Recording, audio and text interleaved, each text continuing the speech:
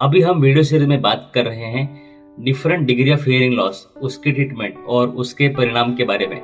इस वीडियो में हम बात करने वाले हैं profound degree of hearing loss के बारे में।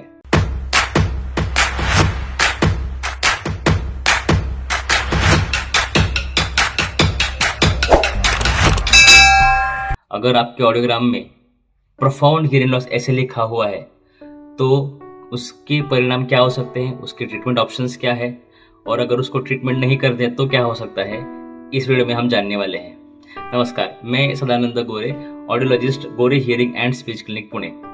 इस वीडियो में प्रोफाउंड हियरिंग लॉस के बारे में हम डिटेल में जानकारी लेंगे। आपका जो ऑडियोग्राम है उसके ऊपर अगर आपका degree of hearing loss profound ऐसे लिखा हुआ है तो उसका कैलकुलेशन कैसा होता है।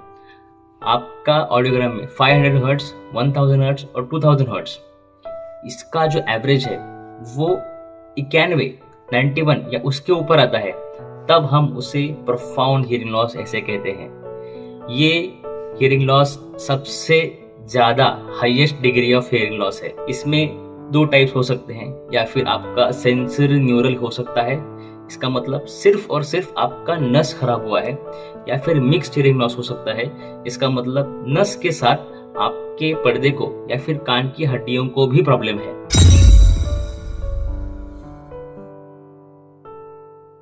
अगर आपको प्रोफाउंड डिग्री ऑफ लॉस है तो फिर आपकी नस काफी कमजोर हो गई है, उसी के साथ आपकी हड्डियों में भी, कान की हड्डियों में भी आपको तकलीफ है। वो शायद आपका पहले ऑपरेशन भी हुआ होगा, या फिर किसी के दवाई का साइड इफेक्ट हो सकता है, या फिर आपको ये चीजें जन्म से भी हो सकती है।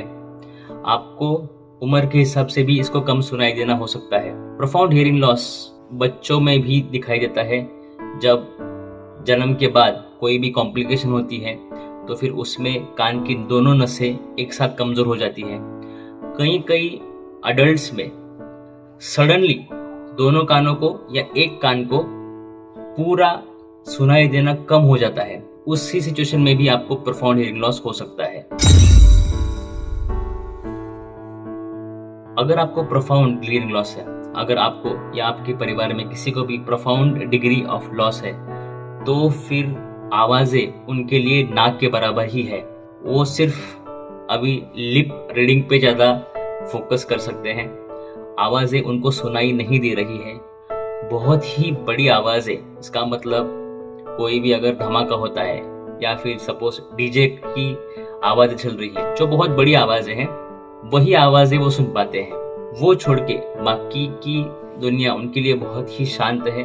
अगर कोई बात कर रहा है तो सिर्फ लिप मूवमेंट्स दिख रहे हैं, उसमें आवाज का कोई भी क्लैरिटी नहीं है, आवाज समझ में नहीं आ रहे हैं। ऐसे केसेस में उनको कान के पास जाके बहुत ही चिल्ला के बात करना पड़ता है, तब जाके उनको थोड़ा बहुत समझ में आ सकता है। उनको आप 2 या 3 शब्द से ज्यादा सेंटेंस में बात नहीं कर सकते हैं, क्योंकि उतना इंफॉर्मेशन वो एक साथ कलेक्ट नहीं कर पाते हैं। इसलिए ज्यादातर उनको हैंड जेस्चर, लिप मूवमेंट या साइन लैंग्वेज के थ्रू ही कम्युनिकेशन कर सकते हैं। इस कंडीशन में फिर उनकी सुनने की तो क्षमता कम है ही, लेकिन उसी के साथ बहुत ही आइसोलेटेड महसूस होते हैं, बहुत ही अलग महसूस करते हैं। अगर बच्चों में प्रोफाउंड हियरिंग लॉस है तो फिर बात करना सीखना ये बहुत ही ज़्यादा नेगेटिवली इम्पैक्ट हो जाता है। उनका स्पीच और लैंग्वेज डेवलप नहीं हो पाता है। एजुकेशन, उनकी पढ़ाई है, वो बहुत हद तक इफेक्ट हो जाती है उसके ऊपर। उसी के साथ फ्यूचर में उनके जो जॉब करने की चांसेस है वो काफ़ी कम हो जाते हैं। जॉब करने की अपॉर्चुनिटीज़ उनको बहुत ही लिमिटेड मिलती है। अगर अडल्ट्स में ये प्रॉब्लम है तो उनके लिए बात करना, कम्युनिकेट करना बहुत डिफिकल्ट हो जाता है। उनके साथ के लोग सिर्फ इशारों से ही बात करते हैं। उनका कॉन्फिडेंस तो कम होता ही है, लेकिन डिप्रेशन में जाना ऐसे केसेस में बहुत कॉमन है। ट्रीटमेंट में इस डिग्री ऑफ हियरिंग लॉस के लिए 2 ही ऑप्शंस हैं। सबसे पहले जो ट्राई करते हैं वो है hearing aids. Super power hearing aids इसमें बहुत ज़्यादा इंपॉर्टेंट रोल प्ले करते हैं। उनके लिए सिर्फ वो एक ही ऑप्शन होता है, कान के अंदर की या फिर कान के पीछे वाली छोटी receiver in the canal hearing aid उनके लिए फ़ायदेमंद नहीं होती है।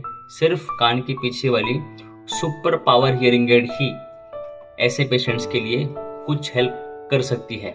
मशीन लगाने के बाद भी हम एक्सपेक्ट नहीं कर सकते हैं कि उनको बहुत ही स्मूथली सब कुछ सुनाई देगा। मशीन लगाने के बाद उनको थोड़ा बहुत लिप रीडिंग के कॉम्बिनेशन के साथ समझ में आ सकता है।